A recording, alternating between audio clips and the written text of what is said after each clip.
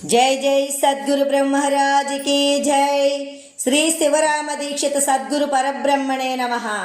श्रीमद् बृहद्वासिष्ठ सिद्धांत निर्धारणలను శ్రీమద్ అచలబోధ ప్రతిష్టాపన ఆచార్యులను శ్రీమద్రామడుగు శ్రీ శివరామ దీక్షితుల వారిచే రచయింపబడిన శ్రీమద్ బృహద్వాసిష్టమను శ్రీ శివరామ దీక్షితేము. ఇప్పుడు దీక్షితేము నుంచి అహంకార నిరసన ప్రకరణములోని 2వ రోజు. వీరే దేవతల తండ్రులు, వీరే మతాద్ధారకులు, వీరే ఆకారాదీక్ష కారాంత వర్ణాలు కల్పించిన వారు. బ్రహ్మ నిర్మాణమే అంతా బ్రహ్మ కల్పనే. మనుబ్రహ్మ కల్పన లేక బొడ్డు తెగదు, అటు తర్వాత గొడ్డలి లేక పని వెళ్ళదు. బ్రహ్మ సంబంధుడు బ్రాహ్మడు గనుక బ్రహ్మమే ఎక్కువ, కర్మం వలన నిర్మాణము. మతంగ మహాముని అరుంధతి గురువు, శ్యామలాశక్తి తండ్రి వ్యాసుల కంటే దొడ్డవాడు. పుట్టు బ్రహ్మలు వేరే, పొడుగు బ్రహ్మలు వేరే. మనుబ్రహ్మమే సర్వము, బ్రహ్మ కంటే ఎక్కువ ఎవ్వరూ లేరు. విచారిస్తే ఇదే సత్యం. ఈ బ్రహ్మమనే అహంకారము లేక సర్వకాలం ఒక్కతీరుగా ఉన్నవారే భ్రాంతి లేనివారు. ఈ శరీరమందు అహంకారము లేక ఉన్నవారే భ్రాంతి లేక ఉన్నవారు. గురుస్వామి సాందీపుని వంటి వారు కావలే. అయితే ఈ ఎరుక సర్వకాలం లేకుండా చేస్తారు, వారే గురుదేవులు.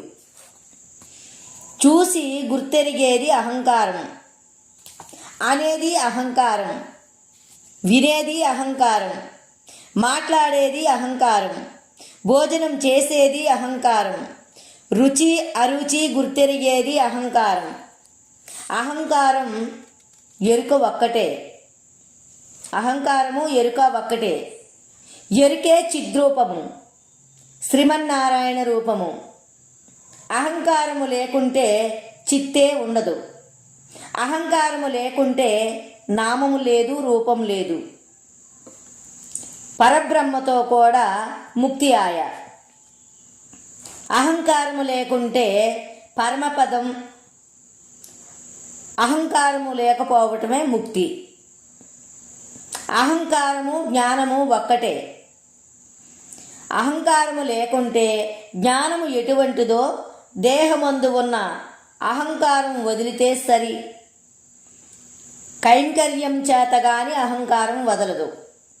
కైంకర్య లక్షణము. కైంకర్యమే పరమరహస్యము. దేహ అభిమానము లేకుంటే సరి. కైంకర్యము కంటే అధికమైన భక్తి లేదు. గోపికలు కైంకర్యం చేతనే కడతేరినారు. కైంకర్యము అంటే కింకరత్వము, స్వతంత్రం విడిచటం, ఆచార్య కటాక్షం కొద్ది నడవటమే కైంకర్యము. కైంకర్యము వలననే జన్మరాహిత్యము. దేహము ఆచార్యుని శ్రీ పాదరక్ష. వారు ఏమైనా చెయ్యని వారి కటాక్షం కంటే అధికము లేదు. వారే సంసార సముద్రము దాటించేవారు. తీర్థము కైంకర్యమే, ప్రసాదం కైంకర్యమే. కైంకర్యముతోటి అహంకారం పోవును. ఇదే పరమ రహస్యము. దీని నుంచే పరమశాంతి. కైంకర్యమే ముక్తి ఫలము. ఆచార్యుని సమ్మతమే ప్రసాదము. ఇంతకంటే రహస్యము లేదు. దేహము ఆచార్యునికి సమర్పిస్తే సరి. తన మనోధనములందు వంచన ఉండకూడదు. క్షేత్రజ్ఞ లక్షణము. క్షేత్రమై ఉన్నవాడే మేడుపండు వంటివాడు. క్షేత్రమును గుర్తెరిగిన క్షేత్రజ్ఞుణ్ణి అని అయి ఉన్నవాడే మూలమాయ అనే పరాప్రకృతి వ్యాపకాయ వంటివాడు. దేహమును గుర్తెరిగిన మేడుపండు వంటివాడు. దేహమును గుర్తెరిగే వాణ్ణి నేను అని నిశ్చయము ఉండిన వ్యాపకాయ వంటివాడు. ఈ దేహము క్షరోపాధి. ఈ దేహమును గుర్తెరిగే నేను అక్షరోపాధి. ఈ రెండు అయ్యి ఉన్న రెండింట్లో ఒకటి ఉన్న వాడే పతితుడు.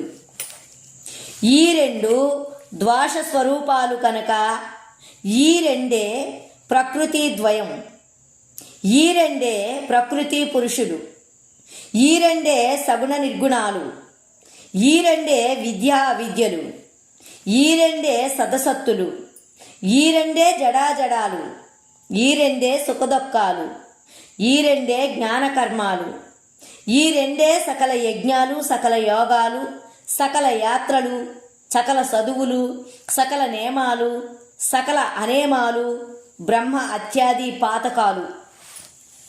మేడుపండు వంటి దేహము, వేపకాయ వంటి క్షేత్రజ్ఞ స్వరూపము అయ్యి ఉండుట, ఈ రెండు ఉన్నవి అని వినంది, చూడంది, ఎరుగంది తన నిర్ణయము. అందరూ ఈ రెండు ఉన్నవని, మరి ఒకటి వినని వారే, ఎరుగని వారే, చూడని వారే గాబరా అయి ఉన్నారు.